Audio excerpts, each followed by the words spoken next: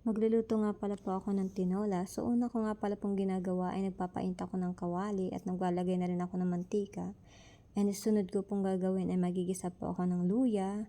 Ilalagay ko na rin po itong bawang at ang sibuyas. So hintayin ko lang siya ng pumulo ng kaunti. Ilalagay ko na nga po itong manok at maglalagay na rin po ako dito ng pamintang durog. Maglalagay din po ako dito ng asin at hahalu-haluin ko nga lang po ito ng kaunti at tatakpan hanggang masangkot siya.